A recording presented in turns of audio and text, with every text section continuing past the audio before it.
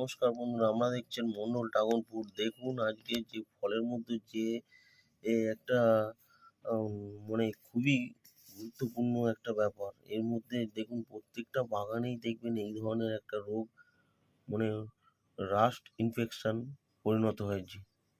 আমি অনেক বাগানেই দেখছি এখন এই ভিডিওগুলো দিচ্ছে। এই রোগটা প্রতিরোধ করা দরকার, কারণ এর মধ্যেই যদি অন্য কোনো ফলের মধ্যে চলে যায় সেই ফলগুলো নষ্ট হতে থাকে।